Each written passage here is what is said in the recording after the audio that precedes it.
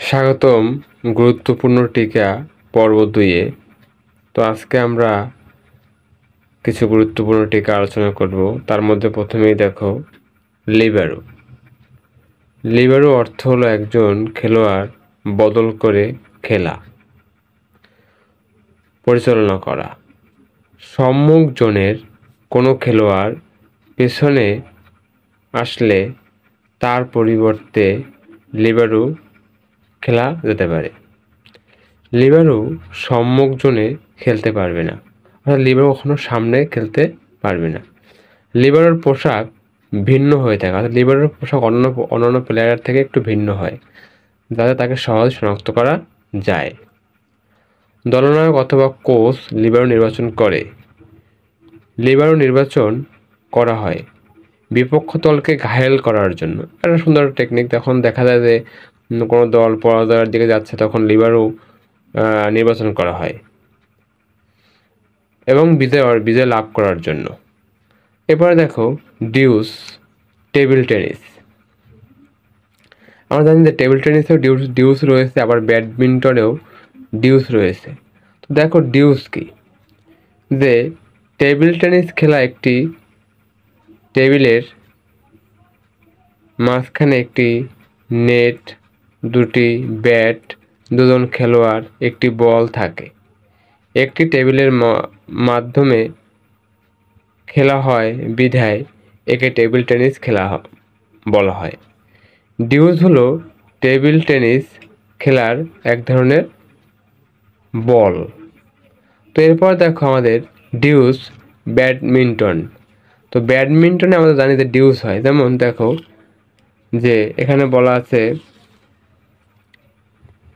যে ব্যাডমিন্টন খেলায় যখন উভয় দল 20 পয়েন্ট প্রাপ্ত হবে তখন খেলা ডিউস হবে।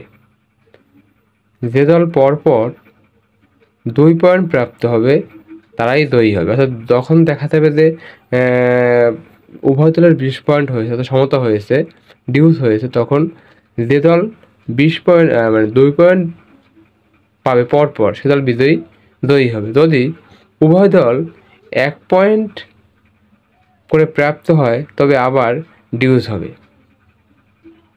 এভাবে হতে হতে যখন 29 পয়েন্টে ডিউস হবে, অর্থাৎ 29 পয়েন্ট যখন হয়ে যাবে তখন যখন 29 পয়েন্ট হবে তখন হবে এবং যে দল প্রথম 1 পয়েন্ট অর্জন করবে তারা জয়ী হবে, অর্থাৎ 30 পয়েন্ট। 29 পয়েন্ট যখন এরকম হবে ডিউস হতে হতে তখন দেখা গেছে উভয়ের 29 পয়েন্ট, তখন যে দল 30 পয়েন্ট প্রথম পাবে তারা জয়ী হবে। উল্লেখ্য যে উভয় দল এর 20 পয়েন্ট অর্জন করলে 2 পয়েন্টের ব্যবধানে গেম হবে। কেবল 29 পয়েন্ট এর পর এক পয়েন্ট ডিউস ভাঙবে। তো 29 পয়েন্টের পর 1 পয়েন্টে গিয়ে ডিউস ভাঙবে। তো আমার হাতের লেখাটা যদি একটু ত্রুটি রয়েছে, এই জন্য তাড়াতাড়ি লেখা হয়েছে, যে কারণে একটু সমস্যা। তো এরপরে দেখো আমাদের রয়েছে যে কাবাডি। দেখো এখানে বলা আছে যে কাবাডি খেলায় বোনাস পয়েন্ট। কোনো খেলোয়াড় বোনাস লাইন অতিক্রম করলে রেইডার পক্ষ একটি বোনাস পয়েন্ট পাবে। হ্যাঁ, তবে বোনাস পয়েন্ট পাওয়ার জন্য কোর্টে কমপক্ষে 6 জন খেলোয়াড় থাকতে হবে, শর্ত। সমাপ্তি লাইনের শেষ লাইনের সমান্তরাল বক লাইনের দিকে 1 মিটার দূরে যে রেখা টানা হয় তাকে বলা হয় বোনাস লাইন। তারপর দেখো আমাদের নো বল। বোলার নিয়ম অনুসারে বল না করলে তাকে নো বল বলে।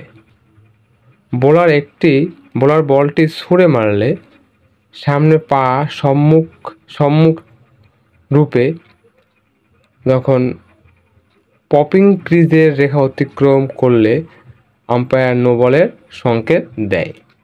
এবার দেখো একটা প্রশ্ন রয়েছে বাইলজ, এটা একটা টিকা। তো দেখো বাইলজ কি?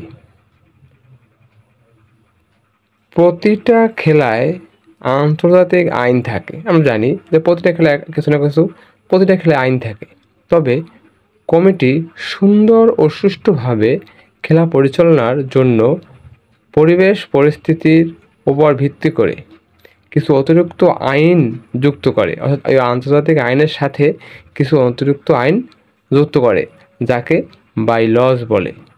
তো ভিউয়ার্স, ভিডিওটি ভালো লাগলে আমার চ্যানেলটি সাবস্ক্রাইব করবে এবং পাশে থাকা বেল বাটনটি অন করে রাখবে। তো সকলকে ধন্যবাদ।